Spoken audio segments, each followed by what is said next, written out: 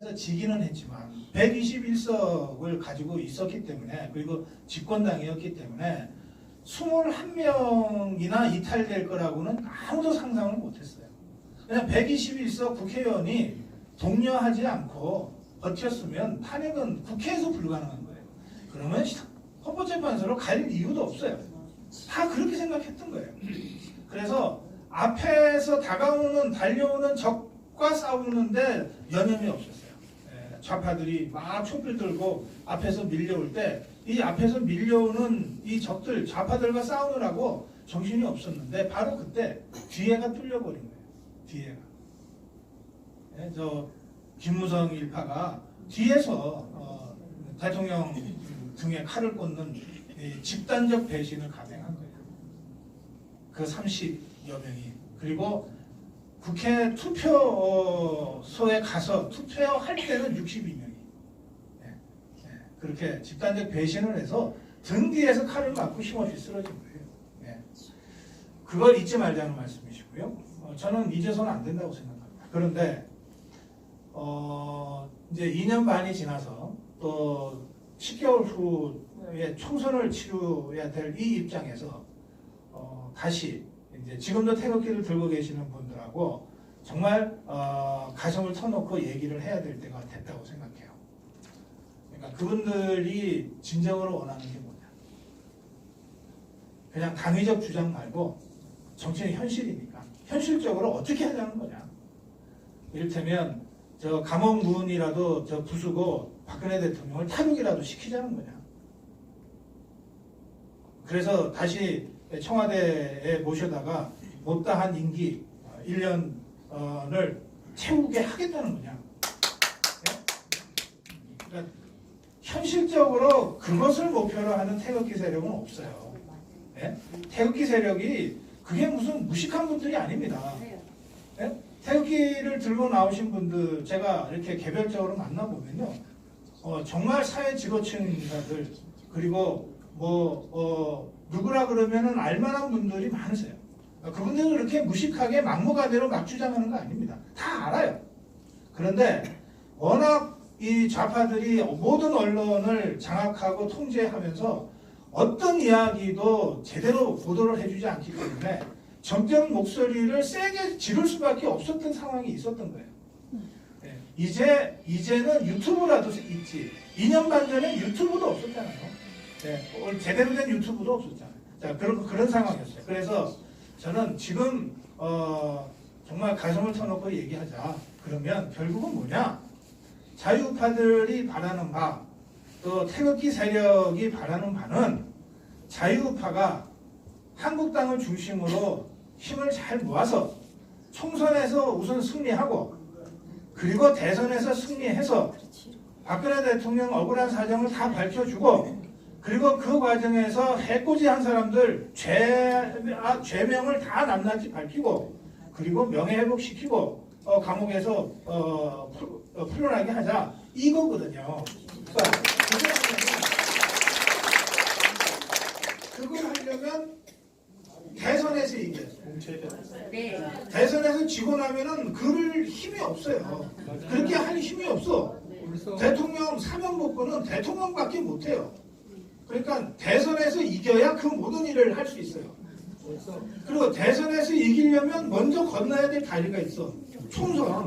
총선에서 이겨야 되는 거예요. 총선에 이기기 위해서는 태극기 세력을 안 하시셔야죠. 그렇지. 그걸 하기 위해서는 박근혜 대통령 석방운동을 왜 안 하시냐 이거예요. 한나라당에서는. 예, 그렇지. 그러니까 한국당에서는. 전략적으로 필요한 그걸 해야 돼. 그 듣고 싶어 하는 말 한마디를 왜 못 해주냐고요. 한마디로 될 일이면 하겠죠. 아니 그게 듣고 싶어 아니고, 한다고. 자, 태극기 보세요. 세력들이. 그러니까. 네. 저는 앞으로 한국당이 총선 전략을 구사함에 있어서 태극기 세력과의 관계 설정을 진짜 진지하게 해야 된다고 생각해요. 네. 지금까지는 말씀하신 대로 화날만 하지. 엄동설 안에 다 동상 걸려가면서 3년이나 2년 반이나 지켜왔는데 한국당이 한개 뭐 있다고 이제 와서 마치 자기들 중심으로 다 모여야 된다 이렇게 주장하면 그동안 그 고생했던 태극기 세력으로서는 황당할 거예요. 그러니까 그 태극기 세력에 대해서 한국당이 입장을 잘 정리해서 밝혀야 돼요. 그리고 먼저 다가가야 돼요. 저 그렇게 생각해요. 자, 그럼 그와 동시에 우리가 이 총선 승리, 대선 승리에서 빠져서는 안 되는 함정들이 몇 개 있어요. 그 좌파들이 그 함정을 딱 파놓고 기다리고 있어요. 그 제일 무서운 함정이 뭐냐? 탄핵 프레임이라는 함정이에요. 탄핵 프레임에 빠지기만 하면 다시 분열될 테니까. 너 탄핵했냐 안 했냐, 너가 잘했냐 너가 잘했냐, 이렇게 다시 분열할 테니까. 그 다음에 탄핵 프레임이라는 함정에 한국당이 빠지는 순간 중도층 사람들, 이 사람들은 대통령이 탄핵당할 때 대체로 탄핵해야 된다고 주장했던 사람들이에요. 중도층은 뭐 그게 가짜뉴스에 속았건 뭐 했건. 근데 이 사람들이 지금 문재인 정권으로부터 등을 돌리고 있거든요. 그것은 박근혜 때문에 등을 돌리는 게 아니에요. 문재인 정권한테 맡겨봤더니 얘네는 더 심하다 이러고 등을 돌리는 거거든. 그러면 이렇게 해서 등을 돌리는 중간층을 우리가 자유우파가 끌어안아야 총선 대선 승리를 할 텐데, 이 사람들을 끌어안으려고 하는데 탄핵이 걸림돌이 되면 되겠어요 안 되겠어요? 탄핵이라는 문제가 딱 나오는 순간 가만히 있어봐. 나는 2년 반 전에 탄핵 찬성한 사람이야. 이러면서 한국당과 거리를 두게 될 가능성이 많다고요. 그러니까 좌파가 두 가지를 노리는 거예요. 탄핵 프레임이라는 함정을 파고 여기에 한국당이 자유우파가 빠지기를 기다리는데, 그 효과는 첫째 자유우파 내부 분란, 둘째 중도층 이반. 이 두 가지 노림수를 가지고 함정을 파놨어요. 이걸 뻔히 알면서 탄핵이라는 프레임으로 우리가 걸어 들어가야 되겠어요? 이걸 현명하게 피해가야 되잖아요. 그러니까 지금 말씀하신 대로 태극기 세력에 대한 한국당의 입장은 그대로 정리가 돼야 되지만, 자칫 잘못해서 탄핵 프레임에 제발로 걸어가는 우를 보면서는 안 된다는 거예요. 그래서 현명하게 해야 된다. 제 말씀은 그겁니다. 제 말씀이 태극기 세력의 그 한을 잊자 이거 아니에요. 그리고 집단적 배신을 한 정치인들을 잊어버리자 이거 아니에요. 저는 그동안 여러 가지 형태로 이 탄핵 문제를 우리가 현명하게 극복해야 된다고 주장해 왔어요. 당장 고성국 TV를 통해서 고백운동까지 주창한 바가 있어요. 네? 국회 표결 때 대통령 탄핵에 찬성표를 눌렀던 한국당 국회의원들 중에 상당히 많은 숫자는 그때 자기도 속았다는 거거든. 하도 그냥 언론들이 연일 그럴듯하게 거짓말을 하는 바람에 국회의원인 자기도 최순실이 누군지 만난 적도 없는데 그 사람이 다 했다 그러니 자기도 기가 막혔다. 그래서 야 이건 어쩔 수 없다 라고 자기도 속았다 그래요. 지금 우리 입장에서 볼 때는 야 국회의원이 그래 그런 거 갖고 속냐? 그 당시 무자격 국회의원이었네 라고 비난할 수는 있지만, 비판할 수는 있지만, 그 사람이 진짜로 가짜뉴스에 속았다면, 그렇다면 그 잘못을 고백하고 다시 자유우파의 일원으로 활동하겠다고 하는 것까지 원천적으로 박탈할 이유까지는 없지 않냐, 저는 그렇게 생각해요.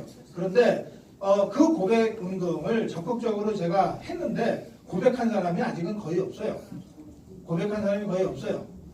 이를테면 지금 논란이 되고 있는 홍문종이라는 사람이 제 고성국 TV에 와서 고백 비슷한 걸 한 적이 있어요. 저도 그때 제대로 못해서 참 죄송하다 이런 정도의 고백. 예, 저는 그런 정도의 고백도 필요하다고 생각하지만, 고백이라고 하는 건 있잖아요. 솔직하게 밑바닥까지 내려가야 고백이지. 그냥 정치적인 레토릭으로 유감입니다. 이게 고백이에요? 그렇지 않잖아요. 그러니까 저는 고성국 TV가 고백이라는 방식을 통해서 이 탄핵의 강을 넘어가려고 했는데 한 명도 한국당 국회의원 단 누구도 이 제대로 된 고백을 하지는 않았다. 이렇게 제가 지금 말씀드리는 것이고요. 고백의 방법이건 또는 이를테면 당장 올해 말부터 공천이라는 관문을 이 현역 국회의원들이 넘어야 되는데, 그 공천이라는 관문에서 탄핵 문제가 어떤 형태로든 저는 판단 기준 중에 하나가 될 수밖에 없다고 생각하거든요. 그 과정을 거쳐서 저는 정리해야 된다고 생각해요. 근데 그것과 별도로 이 문제를 넘어가는데 이 탄핵이라고 하는 것이 아까 말씀드린 대로 좌파가 쳐놓은 함정처럼 자유우파 진영의 부추기거나 또는 이로 인해서 문재인 정권의 학을 띄고 자유파한테 기대려고 한국당에 기대려고 등 돌리고 있는 이 민심을 다시 좌파 쪽으로 가게 만드는 이런 잘못을 범해서는 안 된다. 이 점이 전략적으로 매우 중요하다. 그렇게 제가 말씀드립니다.